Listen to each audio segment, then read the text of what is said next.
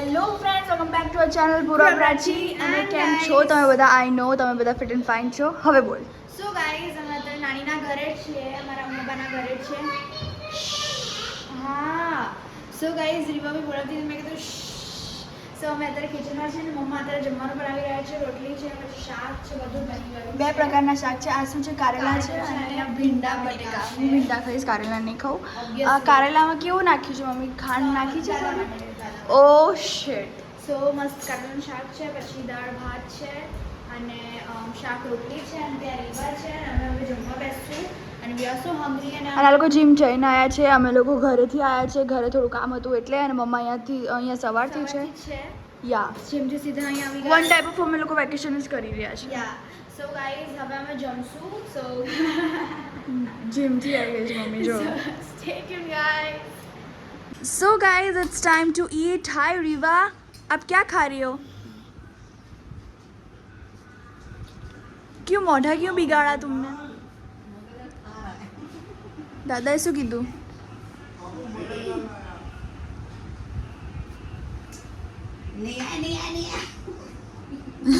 Guys એમને હેરાન કરે છે દાદા રીવાને. દાદા ખાલી ખાલી કે છે બાબુ. એન્ડ અહીંયા રીવા શું ખાય છે? આ શું છે બાબુ? બોલ. આ બાજુ બતાવી દે બધાને. કિંતા ખાવાના કરીને. You like it or you don't? તને ભાવે છે કે બહુ ભાવે છે? આ બાજુ એ કાચમાં ગાઈસ ને કહેવાનું બહુ ભાવે છે કે આમ ભાઈ સમજી જવાનું તમારે. આમ કે એટલે બહુ ભાવે છે. Yes, આમ કે guys. નહીં ભાવતું તો નહીં ભાવતું. હાય બાબુ. સો ગાઈઝ, અત્યારે રીવાની મહેંદી થઈ રહી છે and Riva is so happy. અને મમ્મા કરી રહ્યા છે રીવાની મહેંદી. અને અહીંયા પૂર્વા છે. અમે લોકો જસ્ટ બેઠા છે નોર્મલી. ગાઈઝ મને ઊંઘ આવે છે. લાઈક હું છે ને હું કહું આજે છે ને મને એવું લાગ્યું કે અમે 1 કલાકમાં મમ્મી 1 કલાક તો જીમમાં ગયો ને આખો હે ને કે અડધો કલાક હજી 2 કલાક મેં હા એ જ તે રીતે 2 મિક્સ કરી દઈએ તો તો બહુ જીમ કર્યું આજે. અને પછી આવીને છે ને હું નવ જ ઓલવેઝ એટલે લાઈક 2 ટાઈમ નવું છું હું તો. એક જીમ જતાં પહેલાં બી નવું છું. અમુક માણસો હોય બધા આમ તો મને એવું લાગે કે જેટલા બી સવારે જાય એ લોકો નાયા વગર જ જતા હશે, પણ હું જ છું એક અજીબ માણસ જે નહીને જાઉં છું પછી પાછી આવીને નવું છું. સો યા પછી મેં નાહ્યું ને પછી મને એટલું આમ એવું થયું ને કે બસ આમ ઊંઘ આવી રહી છે, ઘેનાઈ રહી છે. કારણ કે કાલ રાત્રે પૂર્વા જાગતી હતી, નેલ્સ કરતી હતી મમ્મા માટે પ્રેસોન્સ. યસ, એ આજે અમે જો ઘરે હમણાં જશું ત્યારે દેખાડશું ગાઈસ.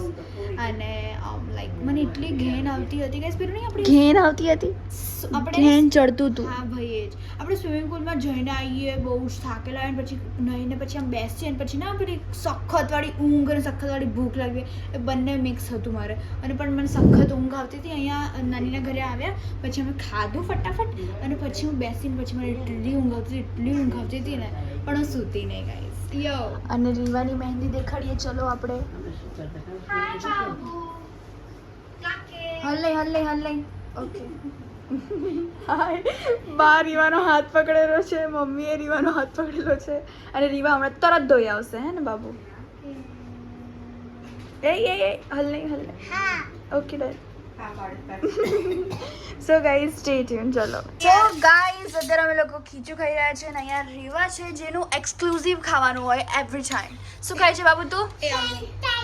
ના સ્માઈલી બાબુ. ઓકે, તો રીવાએ નવું પાડ્યું ગાઈઝ. અને અત્યારે અમે લોકો ટેસ્ટી યમી ખીચું ખાઈએ છીએ because this is the best thing you can eat whether it's hot or cold outside. અમારે તો અહીંયા કોલ્ડ જ છે, you know what I mean.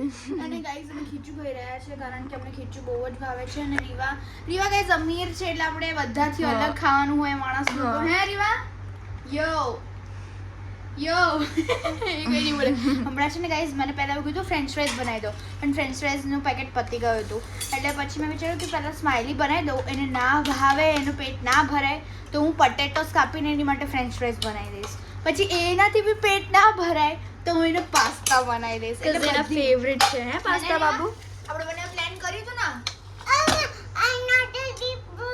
ખાઈ લો. આ પહેલા ખાતા ખાતા બોલી છે એટલે ના ખબર પડી મને બી. ઓકે, બાકી તો પેટ ના ભરાય તો સ્માઈલી કર. હા ઓ મધર પાવર હે બાબુ. જો, Yes, જો, guys, જો. મહેંદી બી કરાઈ છે એણે. So she is diva. So stay tuned guys. તો ગાઈઝ અમે ઘરે આવી ગયા છે અને ઘરે આવીને અમે વિચાર્યું કે